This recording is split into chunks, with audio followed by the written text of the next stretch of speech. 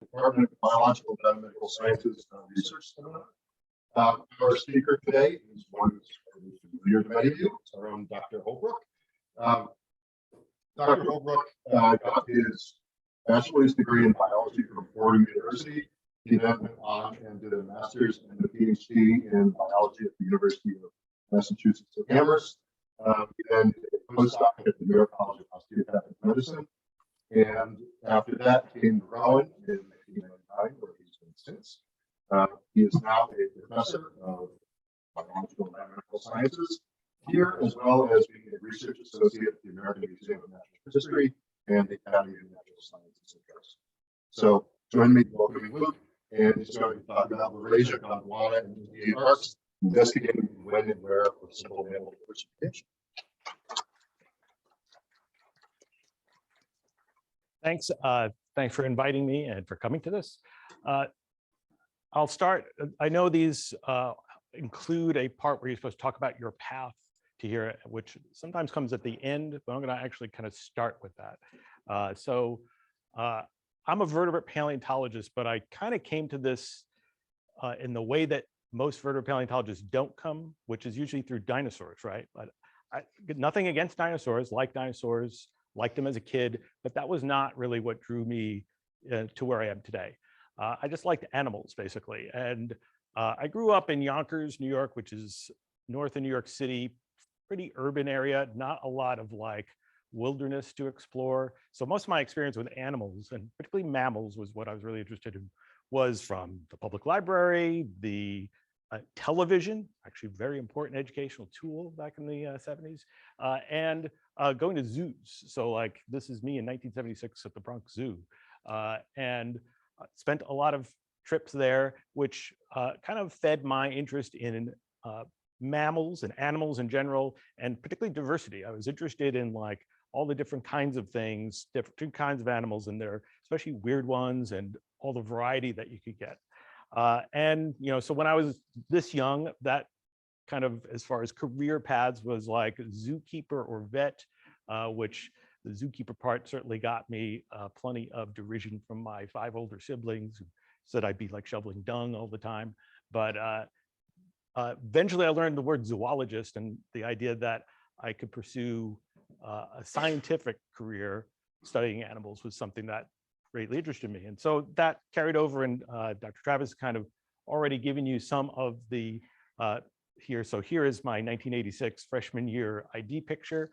It's just as glamorous as the ones you took. And from Fordham University, I studied biology there. I did an independent study with a paleontologist there. And then I went to the University of Massachusetts at Amherst. And there I studied with a mammalian paleontologist and studied the evolution of a group of perissodactyls. And I'll talk a little bit about that later on. You might be able to tell I'm wearing the exact same shirt in that picture, which is about 1994. I'd like to say that my wardrobe habits have changed, but I've found other pictures of clothes that I still have that I wore recently that are not, maybe even older than that. So after grad school, I was a postdoc at what's now called New York Institute of Technology, College of Osteopathic Medicine. And there I actually worked with, in the Department of Anatomy, which is a bunch of paleontologists and anthropologists who teach gross anatomy there and do research. So it was a nice environment with a lot of like-minded people that I could work with there. And after that, it came to Rowan, and I've also become a research associate at the American Museum of Natural History and the Academy of Natural Sciences, which is right here in Philadelphia, so provides some close stuff. But the American Museum of Natural History has been a really important place for me in terms of being just able to do work. It's a fantastic collection. I work with a lot of people, so there's a lot of collaboration that happens in paleontology. So one of the things I want to do is start very early on with acknowledgements. And if I thought of this more clearly, I would have organized this a little bit more clearly. But basically, I have lots of collaborators. These folks will be people we'll talk about when I talk about the Cambatherium project. Stephen Chester is somebody, he's at Brooklyn College, who's a collaborator where a lot of the CT scanning work I did was really with him. And we use that for the brain project that was really Steve Brusati's lab. There's also some collaborators here who will come in at the end because of the project that I'm pursuing now. The other thing, of course, I want to emphasize here are the Rowan undergrads who have worked with me. And this is just about a dozen of them, which include some who've gone on to get PhDs, and some who have worked most recently, but there's actually a lot more that I could list here, just didn't have room. I want to kind of emphasize at least some of the ones who have been recent. My work's been supported by the university and by NSF. And I do want to emphasize two things. One is the national and international nature of these kind of collaborations. Because paleontology requires looking at specimens, it's not like you can just reproduce the data, like grow your own fossils in the lab, right? So you have to go to where the fossils are. They're a limited resource. You have people who want to work on those fossils together if they want to be able to get anything out of them. So there are lots of places around the world that I've worked with. So if you look at all these logos here, there are places in India and China and in places in Europe, Belgium, Edinburgh, as well as across the US. And a lot of these are museums, and museums are really central to my work. I've done field work, but it is not what my research is based on. My work is really based on going to collections where other people have collected things and deposited them in museum collections. And I've gotten to look at those things. So it's cool that I get to go to fancy looking buildings like this is the Natural History Museum in London. And you get to spend time in what are kind of cool places, like this is part of the collection of the American Museum of Natural History. This is just a big bunch of shells of hippos, hippo skulls, and that's the kind of thing you can find there. We'll remark that while that's kind of cool, in the collections themselves, it is kind of like being in somebody's pretty cool basement that you kind of live in for a while. And so like this is my experience of Paris for most of the part, which is this is the visitors room at the National Museum of Natural History, which actually is nice because it actually has natural light most of the time during the places that are in the dark. And so it's not always glamorous, but you get to see really cool things that no other people get to see.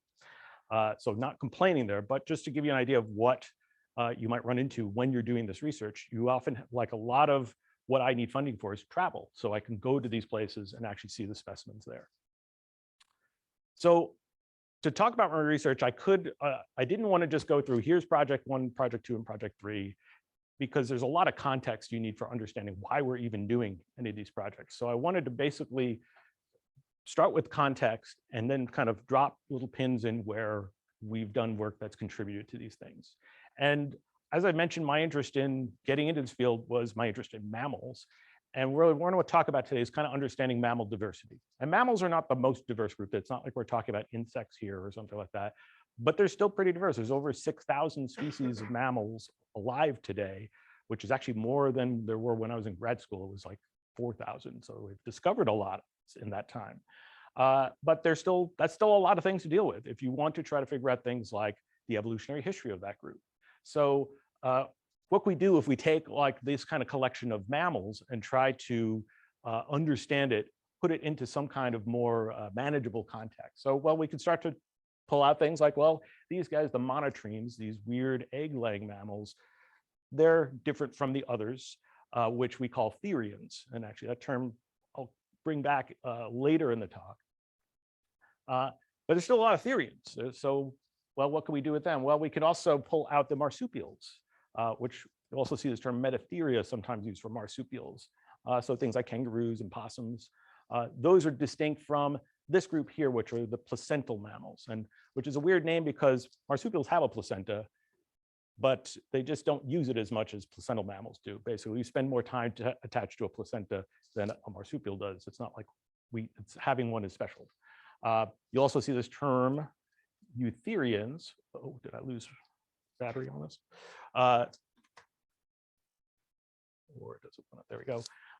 That is, for our purposes, mostly synonymous with placentalia, but we may run into a place where that is actually a little bit more distinct from that word. So even if we just have placental mammals, there's still a lot of mammals. And in fact, most mammals are placental mammals. So how do we wrangle this diversity here? Because a lot of the questions about mammal evolution have to do with, well, what are the relationships among all these different mammals? In fact, this has been a question that people have been looking at for more than a century, and lots of people have been taking stabs at trying to answer this.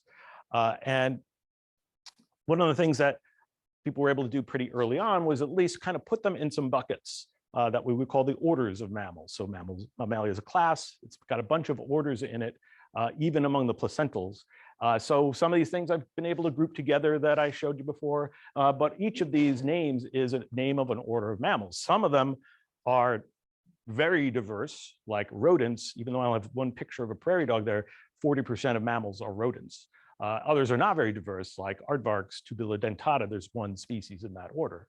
But we still have a bunch of things. How do we actually understand the evolution of all of these things and how they got to be so diverse?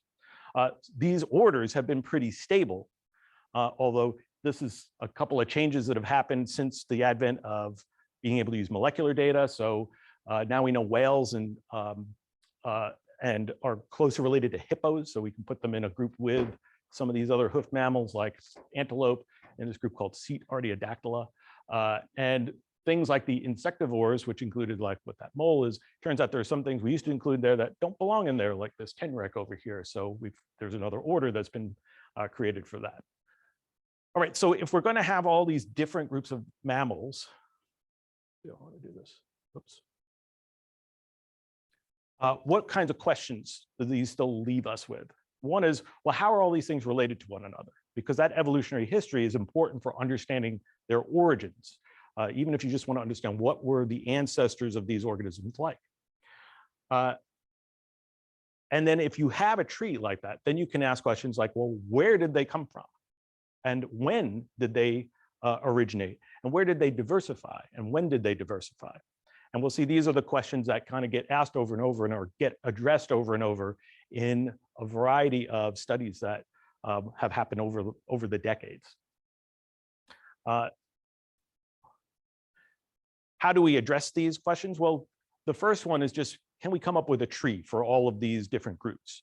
And there have been lots of ways we can do this. The main thing is, if you remember this from your intro to evolution classes, each tree is a hypothesis. So we can come up with, we can basically, there's a lot of possible trees, but we could say, okay, which of the possible trees fits the data best? And the data in this case are going to be things like, historically it was anatomical traits, but also DNA or other biological molecules where you can get aligned sequences and say, okay, well, given these similarities in these sequences, what tree best explains how we got to these different sequences that we see?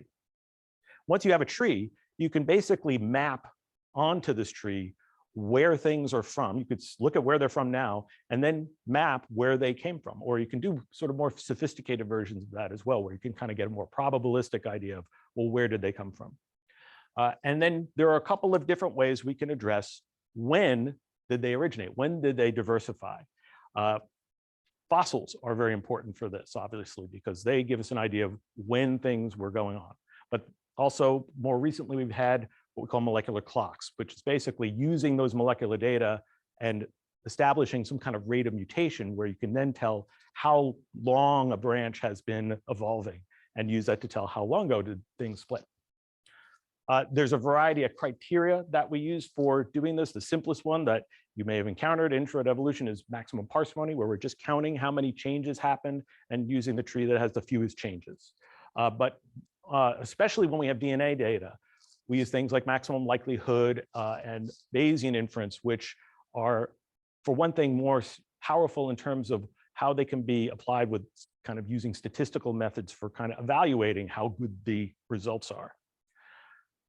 So these are kind of the main questions that I'm interested in. And even with some of the more powerful tools we've been able to make a lot of progress with it, but there's still questions that remain. So I want to talk a little bit about, well, what do we know now about the answers to some of these questions? So before really the 90s, I mean, you could go back to the 70s and see studies where they were using things like amino acid data to try to address these kinds of questions. But it was really in the 90s where we have PCR and a lot more, and we start to have sequencing where we can have lots of species sequenced, that we start to see actual tree, we can use those data to make trees. This is from basically before then. And this is a tree by paleontologist Mike Novacek, kind of showing you where morphology had taken us to this point. And I'll point out a couple of things on this tree. So first of all, let's see if I still have my little pointer here. Yes. So if we want to know where are placental mammals, well, this node right here is basically where they begin. And notice that there's this node here, which looks like a big old explosion of branches. And really what that's telling us is we don't have a lot of good information about what was going on there. We don't have a lot of resolution to this. And that was true for morphology for decades, that we had good things to tell us what belonged in these little bins, but we didn't have good data for telling us how some of these things were related. And even some of the things that look more resolved, we'll see probably weren't really that well understood to begin with. The other thing that's interesting about this tree, as we'll see, is it does have some information about the timing of when placental mammals started to diversify. And so if you look at where these nodes are, they're behind this line, right? That line is the KPG boundary, the boundary between the Mesozoic and the Cenozoic, the most famously known for when the dinosaurs go extinct. And so one of the main ideas of why do placental mammals diversify to all these forms was, oh, dinosaurs go extinct, and now there's all this ecological space basically for placental mammals to occupy, and that triggered the diversification. Because before this time, placental mammals, or mammals in general, are little things like these kind of things that you see pictured here. Small, insectivorous, scampering around in the undergrowth.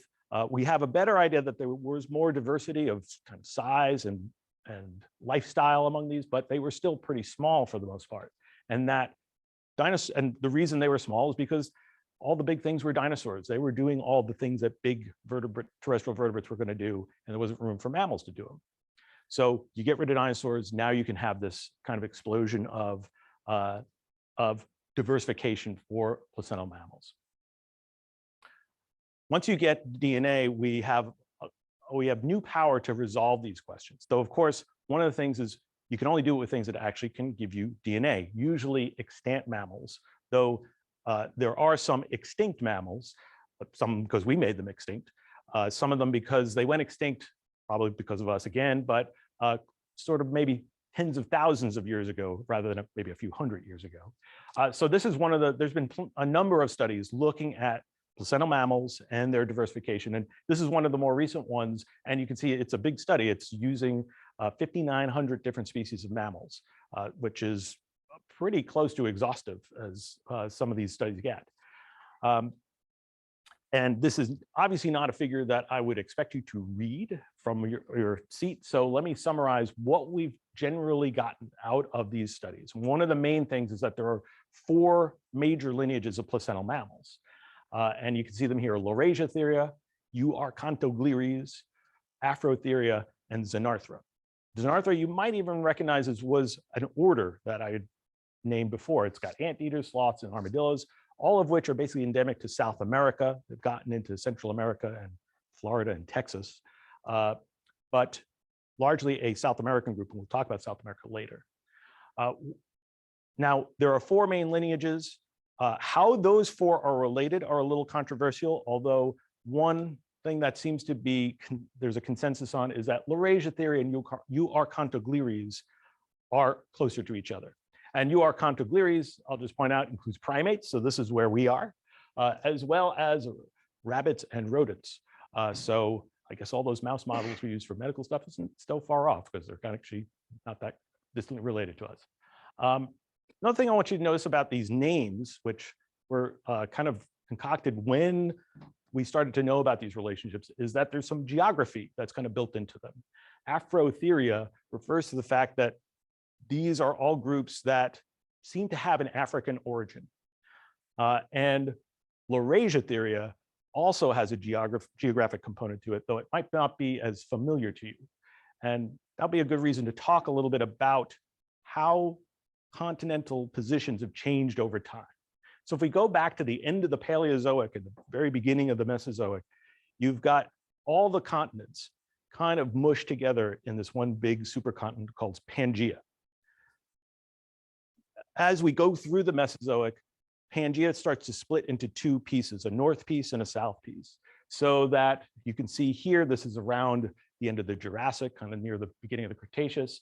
You have a supercontinent called Laurasia, which is in the north, and it basically includes two components, North America, or what will become North America, and Eurasia, although Eurasia minus a pretty significant chunk. South of that is our other supercontinent, which is Gondwana. And Gondwana includes a bunch of continents. You can see the bits kind of here. So we have South America, Africa, Antarctica, and Australia, as well as Madagascar and India, which, hey, isn't that part of Asia? Well, India, the Indian plate, is actually a landmass that was part of the southern continent. And sometime after we have this initial split, these pieces start to separate and basically all start moving north. So what you end up with is a bunch of things that are becoming islands, like South America is sort of an island continent. We'll talk about that later. But also India is going to be an interesting one to talk about here because it keeps motoring on northwards. And at some point, it hits into Asia and pushes up the Himalayan mountains. So this gives you, first of all, here's our Laurasia, where those Laurasia therians are thought to originate, because most of those groups, all those groups, seem to have, at least especially if you look at their fossil record, an association with those northern continents.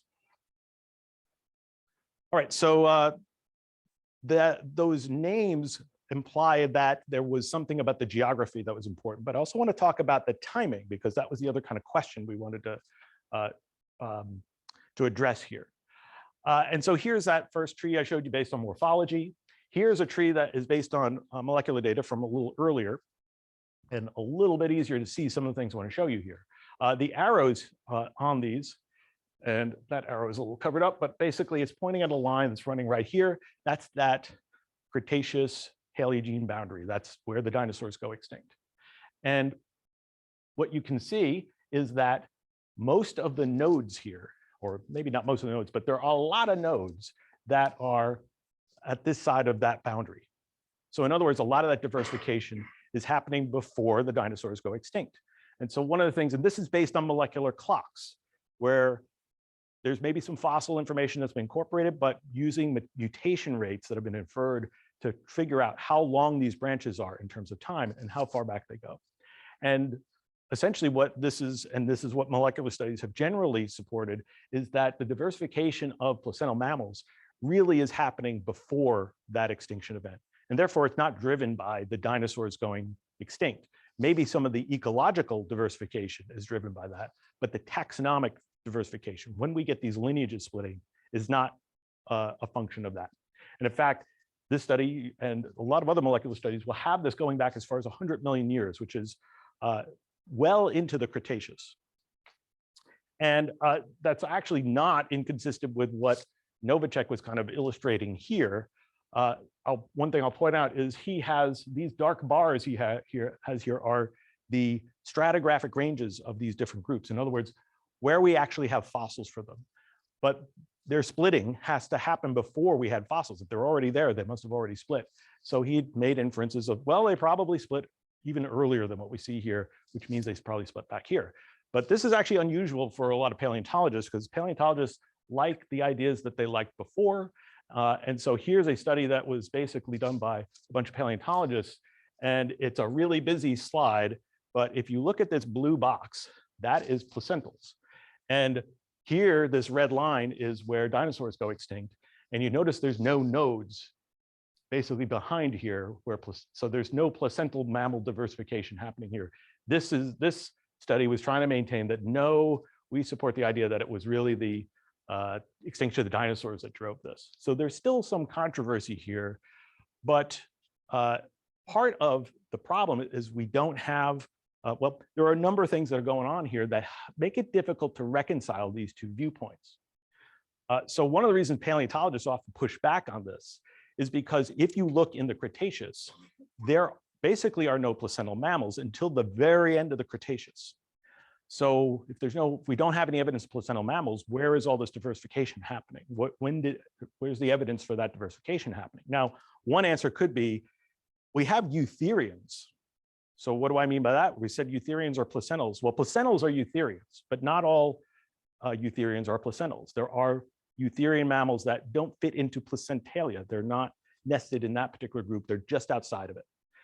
And we have actually quite a few things from the Mesozoic that are eutherians.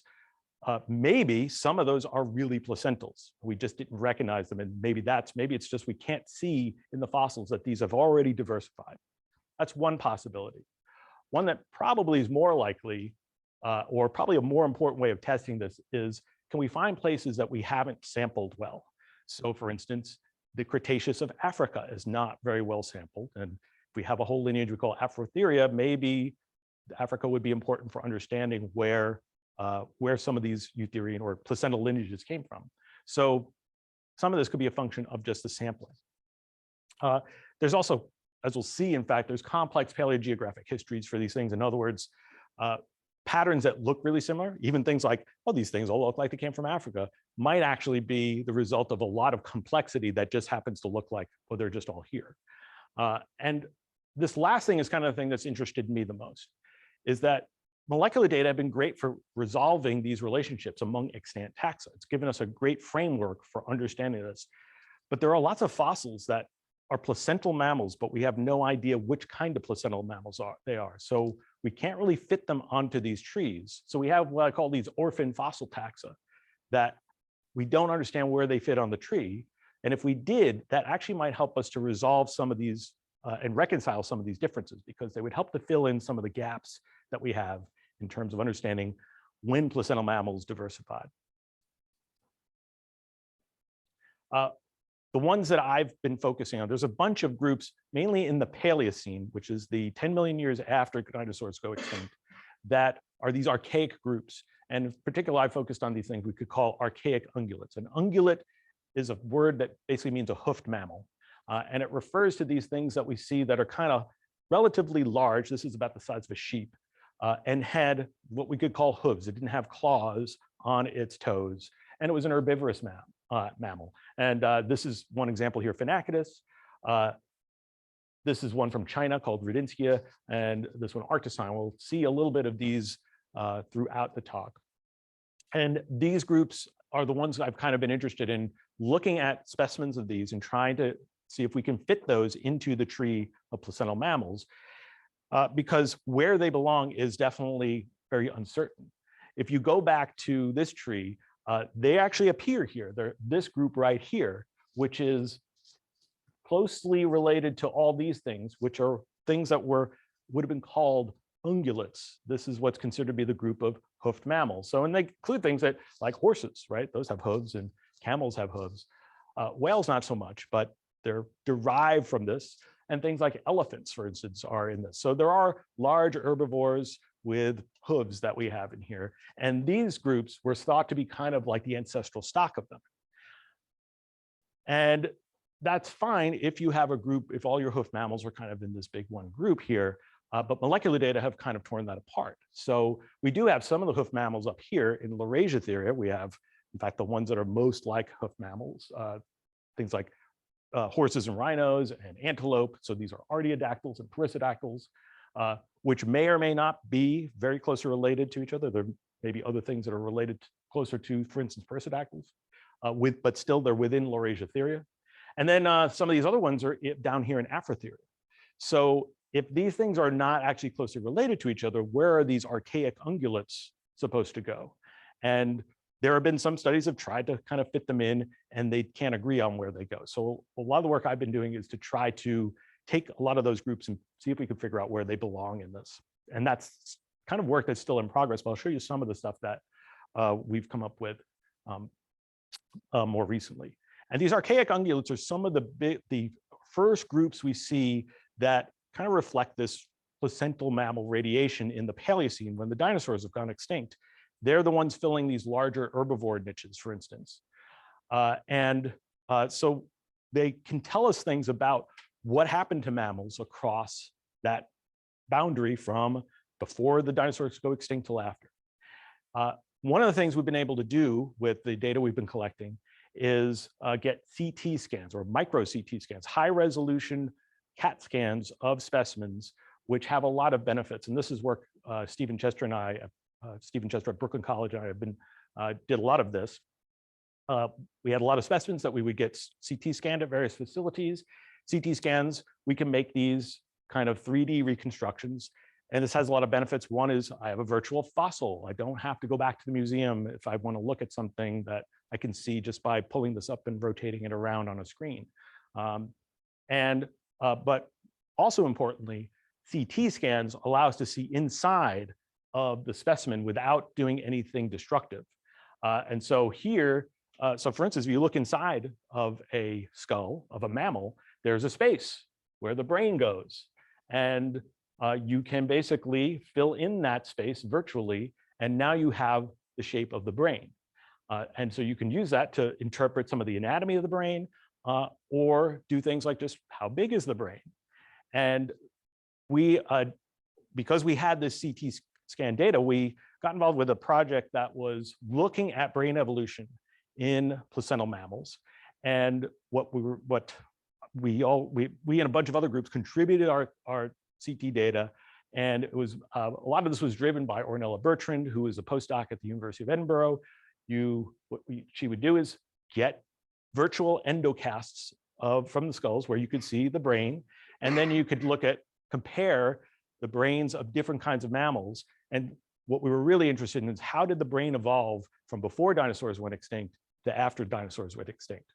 And this actually turned out some really fascinating results, because the standard story of what happened here when people had used some other techniques to try to measure this was that Mesozoic mammals were small and they had small brains. And after that, the mammals that come after in the Paleocene were basically Mesozoic mammals scaled up. They were bigger, generally speaking, and their brains were bigger, but only because they were bigger. So proportionally, their brains were not bigger than they were for Mesozoic mammals. Now, mammals in general have today are very what we call encephalized. They have large brains relative to their body size compared to other vertebrates. And today's mammals have larger brains compared to their body size compared to earlier mammals, especially Mesozoic mammals. So the story was, okay, in the Paleocene, things got bigger and their brains got bigger, but not disproportionately bigger. And then later was when the brain started to enlarge. And our data corroborated some of this. It's best kind of illustrated with these graphs here.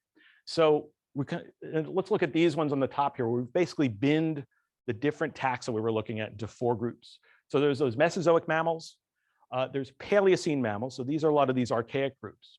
There are some archaic groups that get into the Eocene, which is the period after the Paleocene, about the next 20 million years. And then there are Eocene mammals that are very clearly part of living lineages. So in other words, we have early horses, we have early primates, we have early relatives of things like antelopes and deer. And what we're comparing here is those things. So for instance, in this graph, we're looking at body size. And you can see Mesozoic mammals are small, everybody else is big. That's kind of what we'd expect. And if you look at this graph, it's looking the size of their brains. Mesozoic mammals have small brains, everybody else has big brains. Well, that's what you expect because they're big, their brains should be big too.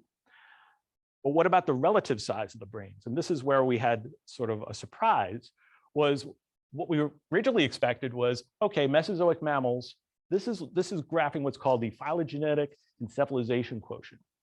It's looking at basically the size of the brain relative to body size. And it's also accounting for phylogeny, because maybe the size of your brain is just because of the size of your ancestor's brain. And so you have to tease that out as part of what might be biasing your data.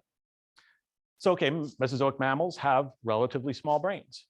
And what we would expect is Paleocene mammals would have similarly small brains, but they actually had relatively smaller brains than Mesozoic mammals. Whereas we look at all the Eocene ones, their brains are relatively larger than both of these groups. So effectively what happened here was that these Paleocene mammals, they got big, but their brains didn't even get big along with their bodies. They got bigger, but not as fast as their bodies got bigger. So there's actually this little dip in how brainy mammals are relative to their body size when we get right after the dinosaurs go extinct. and things catch up after that. And sort of the explanation we have here, or at least our hypothesis, is that when dinosaurs go extinct, there's lots of niches, there's lots of ecological niches to fill. And body size is one of the things that kind of is most tracking with all those variety of niches. After that, you're having more competition within species and within closer related species. And that's where brain size is going to be kind of being driven to get bigger. There's this idea of the red queen and the court jester we could talk about, which are kind of incorporated into this. So this was a really interesting study where we were able to use these CT data we were gathering to just look at how did brains change over this very important period of mammal evolution. All right, so now I actually want to turn to talking about back to sort of some of these questions about diversification, timing, and geography. But most of the work that I've done has been trying to focus on certain groups. So like, for instance, I look at these archaic ungulates, and a lot of my work, especially early on, concerned a group that everybody's familiar with, which is perissodactyls. And perissodactyls are interesting for a number of reasons, and one is because of the way they appear in the fossil record. So if you look at this graph here, this actually is going in the opposite direction you expect it to. This is the extinction of the dinosaurs, and we're going in time this way.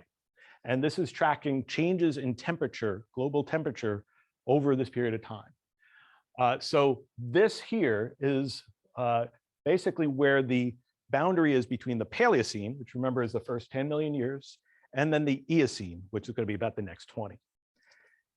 And if you notice, right at this boundary, the temperature had been going up kind of gradually, and then it spikes. It literally forms this spike that in temperature. This is what's called a hyperthermal.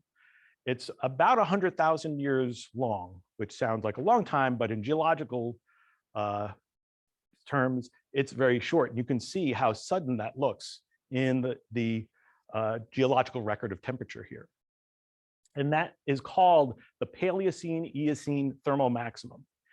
And when you look at the Eocene, its mammals and its animals in general are pretty different from what you see in the Paleocene. And some of that is related to this big climate change. Now, especially one of the things you see is that there are a bunch of groups. Here's the Paleocene. So now time is going in this direction. Here's the Paleocene-Eocene boundary. And you can see there's a bunch of groups that just show up. These are showing, these little dots are basically fossils. You can see some of these groups show up abruptly right at this boundary, including, we'll see perissodactyls, one of those groups. It also includes primates, the group we belong to, just kind of suddenly shows up here. We don't have any primates before this time. And so there's a question of why does this happen? Now, why this happens is actually pretty well understood. That big change in temperature, this is not a time when we have any ice caps. So we don't have sea levels changing necessarily, but having those higher temperatures means that higher latitudes are kind of more habitable, right? They're more temperate. So, and that's where the land bridges are. So if things are going to move between North America and Asia, for instance, they're going to do it a lot more easily during that hyperthermal because it's a lot warmer up there and it's easier for things to live up there and to be moving between those areas. And so this is kind of the explanation for why we suddenly see these groups kind of just showing up is these are migration events essentially that we haven't recorded where they were or where their ancestors were before this. But it still makes it difficult to answer questions like, well, where did perissodactyls come from? And that's one of the questions I've been interested in even since my graduate work. So a little bit about perissodactyls. Again, it's a name that you might not be familiar with, but it's a group you're definitely familiar with because everybody knows what a horse is, and that would include zebras and donkeys. And everybody also knows what a rhinoceros is. You might not know what a tapir is, but hopefully now you do. These are the three main families of perissodactyls. And perissodactyls have a long fossil history. They go right to the beginning of the Eocene, 56 million years ago, when they were actually very diverse. Today, they were like all endangered except for like a couple of donkey species. And each of these lineages has lots of fossil forms that we can follow that are clearly members of this family, or at least related to this family or that family. There are also some fossils that, and we know the relationships among these three groups as well. And this is both molecules and morphology agree that tapirs and rhinos are more closely related to each other than they are to horses. So we have this fossil record for those lineages. We have fossil tapirs and fossil horses and fossil rhinos. And there are also some other fossil perissodactyls that they're none of those. And exactly what they are is still a little bit of a question. These are calicotheres, which are unusual because they had claws instead of hooves. And this is one of the weirdest ones because you see it's reconstructed as knuckle walking because of its weird length of its limbs. And then another extinct group are these things called brontotheres, which you may have seen in various books about extinct mammals that have what looks like a slingshot on their noses. This is the last of the brontotheres, this thing, Megacerops, which went extinct basically at the end of the Eocene. And most of the brontotheres are a little smaller. Some of them have these horns, some of them don't. But this is they are reconstructed as kind of looking like rhinos, and they were bigger than rhinos, at least Megacerops was. But they were not rhinos. They are their own lineage. So it's a rich group, a very diverse group, especially early in its history. But again, they're one of these groups that shows up very suddenly in the Eocene. They're right at the beginning of the Eocene, along with things like primates and also artiodactyls, which is the other big group of hoof mammals. Things like ultimately leads to things like camels and deer and cattle, pigs and hippos, for instance, and actually whales. So how did these groups end up showing up where they did when we have no clear antecedents for them before this? So one of the ideas is that, well, it's actually things like these archaic ungulates that were their relatives. And that, in fact, has been important for trying to figure out not only where did they come from, but where geographically they came from. So things like Phynacetus is a North American thing, and its relatives, for a while, it was thought to be, its relatives were thought to be either the ancestors or the closest relatives of perissodactyls, and that would suggest that perissodactyls came from North America. Radinskia was discovered in the 80s and was thought to be really closely related perissodactyls, and that was thought to suggest it came from Asia. And there have been actually a number of hypotheses about where perissodactyls have come from. So if you find perissodactyl fossils in the Eocene, you find them in three different places. You find them in North America, you find them in Europe, you find them in Asia. They're laurasiatheres, right? They're found in these northern continents. And so the hypotheses of where they come from naturally include they could have come from any one of these three places because that's where we find the earliest ones. But there have also been hypotheses about them coming from Africa, which haven't had as much support, at least in recent years, because it was mostly based on the idea that maybe hyraxes were closely related to them, which nothing really supports that. At least molecular data don't support it, and a lot of other morphological data don't support that. But there's another idea, which is that maybe they came from India, which, remember, was not here back in the Eocene, or at least before the Eocene. And that's where, so India, remember, piece of Gondwana that will migrate northwards. And this is from Encyclopedia Britannica, so do not take all of these numbers with a grain of salt. But it's basically when India actually contacts Asia is not very clear. Sometime in the 50 to 55 million year range, it's maybe. So, and there was this hypothesis that came out back in 1990 that maybe India was kind of like a geological Noah's Ark.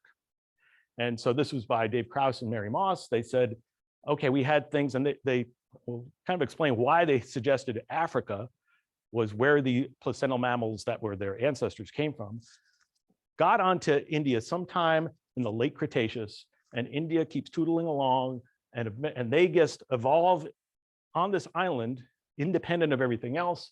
And then finally, India contacts Asia, and now they just disperse into all these northern continents, which is why you kind of see them show up all at once in these places. Problem with this at the time was we had no data from India. We knew nothing about, we might have had some stuff from the late Cretaceous, but we had nothing on the early Cenozoic, with nothing about the Paleocene or the Eocene. And so the next project I'll talk about here is one where we got to kind of address this a little bit. And this is this animal, Cambatherium. This was work that was done in Western India in this area around what's called the Gulf of Cambay. There are these coal mines that are Eocene in age, and field work was done by this group here, which included the left arrow is Ken Rose from Johns Hopkins University. The right arrow is Thierry Smith from the Royal Belgian Institute of Natural Sciences. So they were kind of the leaders of this expedition. And they were working with colleagues at some of the institutions in India as well. And what they were looking for was these were Eocene deposits, and they found lots of different kinds of things there, but especially this thing that we know as Cambatherium. Now, Cambatherium had actually been found earlier by some other Indian colleagues and named based on lower teeth. And Ken and Thierry and company had found some upper teeth that they thought were part of this group called Anthracobunids, which are also known a little later in India, and were thought to be related to elephants. So they thought that was completely different until they found skulls and jaws together and realized that those lower jaws that were called Cambatherium actually went with those upper teeth that they had called something completely different. And so Cambatherium, turns out, has this combination of features that, okay, is it related to perissodactyls and things like horses and rhinoceroses, or is it related to elephants because it's related to these groups, these Anthracobunids? And besides having skulls, they also had postcranial material, so material of other parts of the skeleton. And Cambatherium shows really strong resemblances to perissodactyls. The thing that's kind of a clincher here is this part of this ankle bone called the astragalus. This is the main ankle bone in it's called the talus in your ankle. And your talus or astragalus looks like this, and it has a ball at the end. It makes a little ball and socket joint so you can move your ankle in a lot of ways. In a perissodactyl, like this is an early perissodactyl here, and this is the same thing you'd see in a modern horse, it's a saddle-shaped bone, so it locks in. Cambatherium has the lock-in, and this is a distinctive perissodactyl feature. You don't see it really in anything else. But at the same time, Cambatherium has other things that aren't very perissodactyl, like this little hole here, which you can see in this bone as well, which is not a perissodactyl. Perissodactyls don't have that. So it had this mosaic of features that are very perissodactyl-like, but also features that are not found in perissodactyls and seem to suggest it was maybe outside of those. And I could talk about a bunch of other things like how many toes it had. There was some really interesting stuff that we could tell you about its anatomy. I'm going to jump to kind of where did it fall out when we did a phylogenetic analysis of it. So we did this where these are perissodactyls over here. These red branches are afrotheres. So there's some elephants, basically, early elephants right in this area here. So we could test, okay, is it going to go with the elephants or with the perissodactyls? And it falls in this yellow box here with those Anthracobunids, which I mentioned. So it is related to them, but those share this node represented by this big dot with perissodactyls. And in fact, we call this perissodactylomorpha. So this was a new order we would put up, the Anthracobunia, and perissodactylomorpha was this sort of super order containing perissodactyls and Anthracobunians. And this was, and we included, there's a bunch of other placental mammals in here that help us to kind of, in fact, this has been scaffolded so it reflects the relationships that molecular data give you, but it also, you get the same result if you relax those constraints.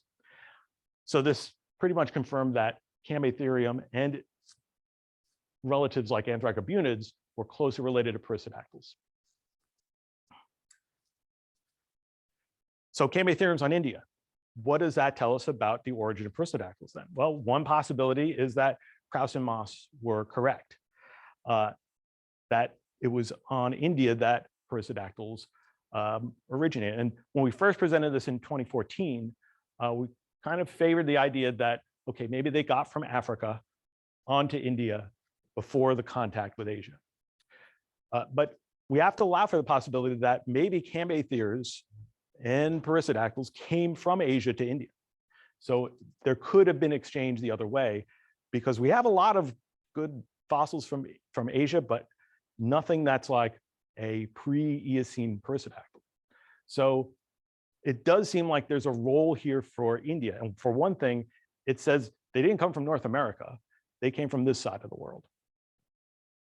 Now, remember that India is a Gondwanan piece of territory, right? It came from down here. And now I want to talk a little bit about South America and the last project that I just started kind of working on and working with some colleagues at some other institutions. South America has been an island continent during the Cenozoic, and it has its own weird collection of mammals. Some of them are still there today, like xenarthrans, like this giant armadillo relative is a glyptodont. Here's a giant ground sloth, and we have living anteaters and sloths and armadillos that are kind of their living relatives. There are also marsupials on South America today, just like we have in Australia. And during the Cenozoic, marsupials were a big part of their fauna, much bigger than, for instance, North America, at least during that same time. This is a saber-toothed marsupial. So they occupied things like big carnivore niches and things like that. And so this was sort of the main theme of South American Cenozoic mammal evolution, was this idea of splendid isolation. George Gaylord Simpson was kind of one of the preeminent paleontologists of the kind of middle or early 20th century and wrote this book. He did a lot of work on this. And you can see the illustrations here of some of the things we just saw. There's our Thylacus smilis, the saber-toothed marsupial. We've got our xenarthrans. And then there are some of these other things, like this thing that looks like a camel pretending to be an elephant. And then there's this sort of rabbit-like thing that's not a rabbit. And this thing that's just sticking its head out because what it is something we only had the skull of, so we didn't know what the rest of its body looked like. So they just made it picking out from a bush. These other things are things that have come to be called sanus, South American native ungulates. And they are basically a collection of a bunch of different lineages, some very diverse lineages, some not very diverse, that are convergent on groups that we would recognize, say, in other parts of the world, like in the Northern Hemisphere today. So there are things that kind of superficially look like a rabbit or like a hippo. And if I have time, I'll talk about cocaine hippos. And there are things that look really horse-like, like this thing here is more horse-like than a horse, and it did it earlier because it's got a single digit on each foot, and it doesn't even have the little extra splints of digits that you see in modern horses. It was a single monodactyl, single-toed thing earlier than we saw horses doing it in places like North America.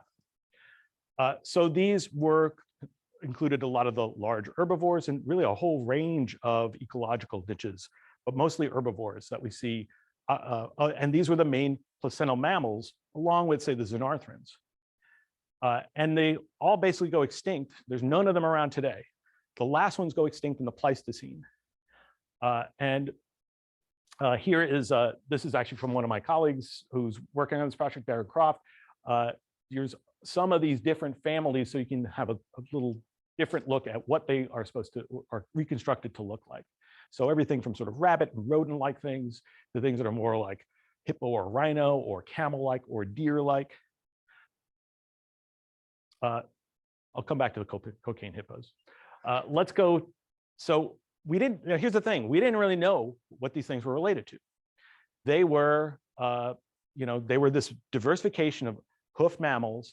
And when people want to know, well, where did they come from? What were they related to? It was just kind of a big shrug emoji. It was just, well, we're not really sure. Maybe they're related to hoof mammals, but we're not really sure where they come from.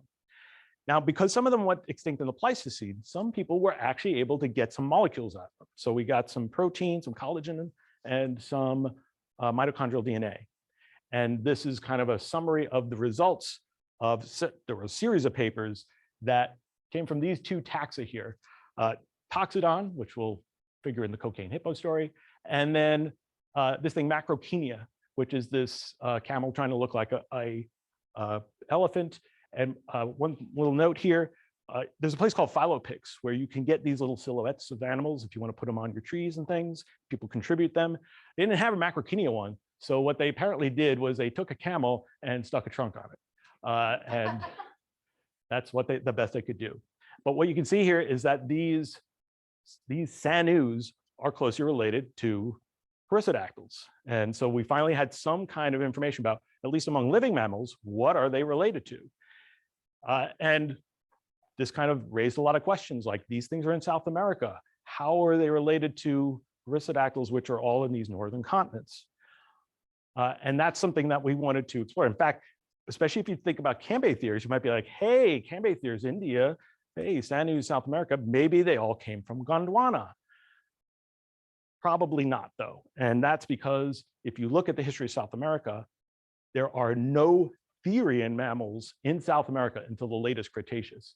So in other words, there's no marsupials or even much less placental mammals in South America until the very latest Cretaceous, which is a little weird because I thought South America was an island all this time. Well, apparently it was close enough to North America at that point for there to be some exchange. And that's, in fact, that's when Australia gets its marsupials, is they come from North America and make it to Australia, and they also go into South America. So so it's not, and India is long gone. So you couldn't have the ancestors of perissodactyls and cambaytheres and sanus here, and then some, they ship off on India and then get delivered to the northern continents. It has to be something more complex than that. So that's actually what we want to kind of figure out. So basically the questions we're trying to address now is, well, how are all these sanus related to each other? And how are they related to perissodactyls in some of these other groups, archaic ungulates and the anthracobunians like cambaytheres? How did they get to the different places we find them today? So what does that tell us about how did sanus end up in South America, or at least where did they come, what gave rise to them? And how did perissodactyls end up in the northern continents? And when did this happen? Because this is very close to the extinction of the dinosaurs. Is there any relationship between those events? And basically, we're doing this with a Bayesian kind of approach here. April Wright at Southeastern Louisiana University is the one who's kind of doing a lot of this end of the work for us, where we can take molecular data and morphological data, because we have it for even some of the fossils. We could just look at trees based on that. We could also throw in the timing of that we know, the date, the age data that we have, and see how that affects the trees. And then we can also throw in the geographic information and try to tell this full story. And that's kind of what we're starting to embark on now. That is basically the end of what I wanted to say. I want to leave a little bit of time for questions. So thanks for listening, and I'll be happy to take some questions if you have.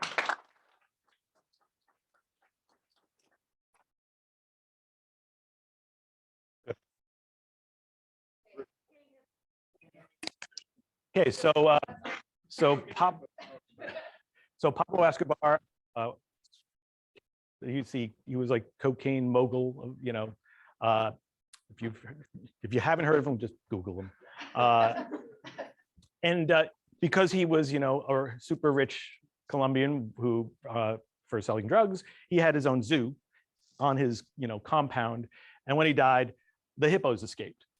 So 4 hippos got into the Amazon, and now there are 150 hippos. This was in the 90s, I think, when he died.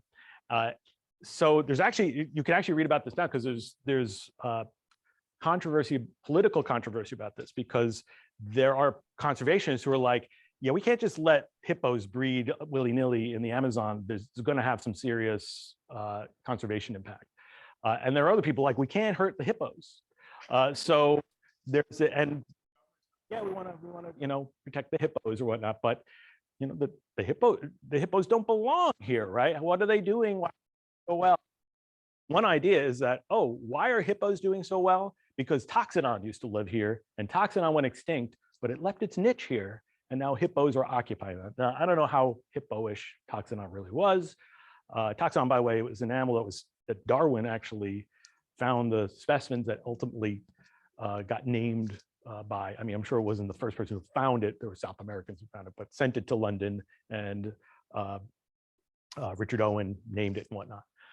But this idea that Toxodon was actually what used to live like a hippo in the Amazon went extinct, and now hippos are just kind of taking its chair in the thing. So that's your cocaine hippo story there. And, you can tell that if you go see Cocaine Bear. And any questions about like the.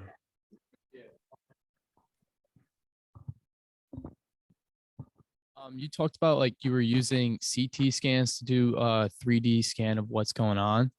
Have you ever thought of using any other like machinery or like to get a better, more definition of the bone?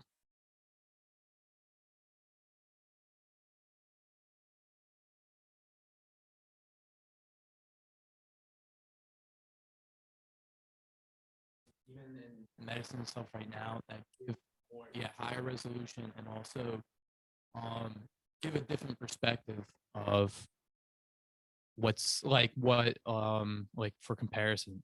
Well, so the stuff we use is what's called micro CT. So it's not medical grade. It's too powerful for medical grade. It would kill you maybe or something, it would, because you're irradiating people with too much of this. So it is already this is an industrial level type of, although it's machines that are in the museums, but it's using levels of those X-rays that are not for people to be used. So it is giving you much higher resolution than what medical CT would give you. There is a level above that, which is a synthesis-based stuff where you have to go to the particle. You can use that technology or CT effectively. And that's actually something I have not done. I've been interested in things like microstructure of teeth and like, can you get to that resolution? And it's like, well, probably not quite, because we need kind of like 10 nanometers or something like that. And that might be a little bit not quite there, but that is something that I'm aware of those technologies as like, so I don't know if like one of the things we'll be doing for this project, if we get funded, is we can't always just take everything and bring it to somewhere we can CT scan it. It's expensive, and museums don't like letting their specimens out of the building, especially if they're like the only one of that thing. We can do portable scanners that are surface scanners, and that at least gives us, we won't have the internal data, but we can get surface scan with that. So there's actually a lot of interesting imaging technology. If you read any vertebropaleontology paper today,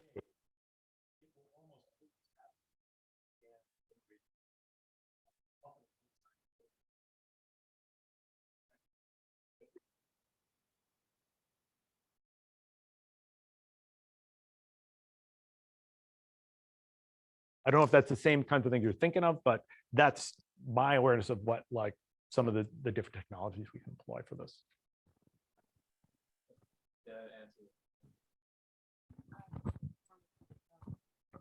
Yep, the microphone. This is kind of more a general question. So who owns the fossil, the specimens, and how does that work? Have you encountered any like ethical issues with getting a hold of some specimens? So in the museums that you're probably aware of, the Academy or the American Museum of History, the Smithsonian, those are all certified as public repositories. So somebody collects material, you have to have permission just to collect material, if it's public land especially, right? If you go out west on public land, you have to get the Bureau of Land Management to give you a permit to tell you that you can collect those specimens or collect any material in that area. And that one of the things they'll want to know is, where are you depositing that material? So museums, most of these nonprofit institutions, private or public institutions, will have, they will be certified as public repositories, and therefore you can say, okay, I'm going to put my stuff here when I'm done with it. The Cambotherium stuff will go back to India. So I don't know if it might already have started to go back there, but that was collected in India. That will, the repository for that will be one of the Indian institutions, or actually there's a couple of institutions that are probably going to have that material. You do have private collectors, and that's a very completely different kettle of fish. So you have individuals who own fossils, and it's often hard to do science with those, in the sense of journals will be like, if that's not publicly accessible, then that science is not going to be repeatable. So if you're telling me about this specimen, if you're doing something based on this privately owned specimen, we can't accept that science, right? That often happens. In many cases, private owners will make it available. But there are a lot of issues that arise with that, especially once you're collecting things that are not in your country and taking them away from their country, and like, do we get that back? Or so there are a lot of issues but so that's a good question about, like, yeah, where do these, can I go see these fossils? Technically, you can go to the Smithsonian, and if they give you permission, you probably have a good reason to go there. You would be able to go study them for a scientific purpose in their collections. That's because they're a public repository. That taxpayer money is supporting that. Don't go all just emailing them like, we're coming. You do have to have like some kind of permission, but technically it is publicly available, right? It's not just some person who's got it in their cabinet and like, well, I'll let you do it if I feel like it. So yeah. A couple.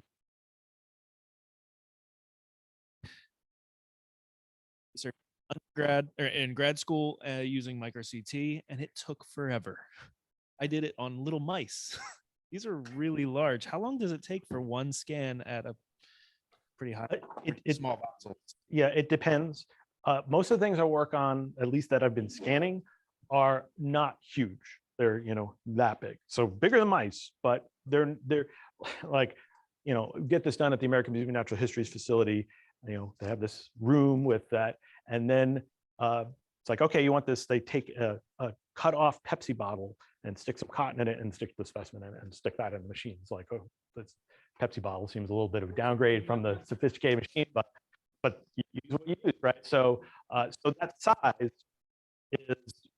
and the newer machines can do this faster.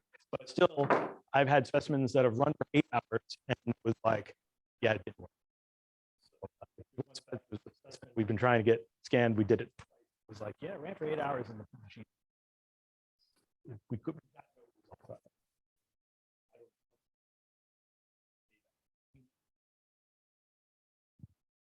Follow up. How large are the files once you get them? Well, there's probably about 2,000 to 3,000 slices, and each slice is, I don't know, like, is it 10 megabytes maybe? Let's put it this way: for all the things I've scanned, there are about 4 terabytes of data. And it's not like I've scanned 100,000 things, right? It's for maybe 100 specimens or something like that. So.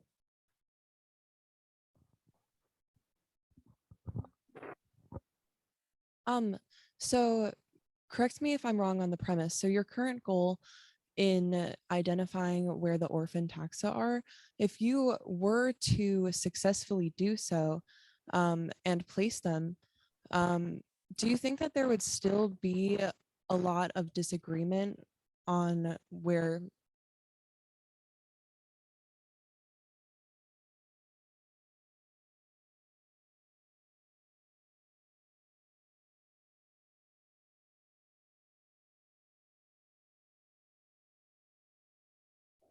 May not be conclusive, right? It may be, okay, these things are in a place where we could interpret it as earlier or around that time. What we're interested to see is, do these things fall out in places where we can unequivocally say, well, this had to predate this particular event? And when it comes to, if we're applying these Bayesian methods, which are pretty powerful, but there's a lot of paleontologists who don't understand them, so they aren't necessarily convinced by them. But even if we can have more kind of simple, like if you're using parsimony, you might be able to say, well, this is over here, and it's related to this, and these fossils go, this had to have an ancestor that went back. And that's pretty conclusive. So now,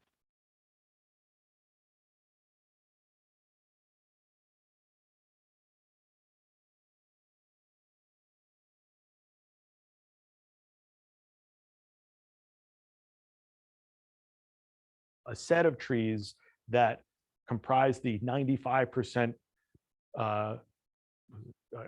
credibility, which is basically each of these trees has been given a percentage likelihood, probability of being true. We take all the best ones that add up to at least 95%, and now I have a set of trees. So I'm not just comparing one tree, and you could be like, well, I don't buy that tree, right? Well, if this still holds up after I've looked at the set of trees that fit this, it's going to be a little more convincing. So, for the people who might not be convinced, yes, but I think there are at least ways we can present this and that will be more conclusive in terms of this is what it is. So.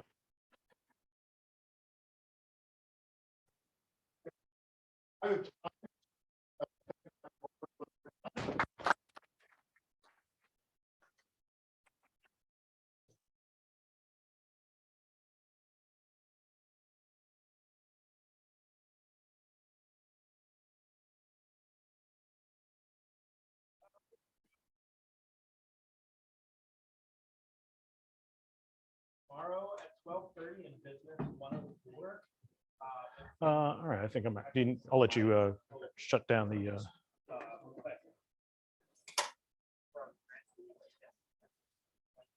Right, we're ready to shut this down.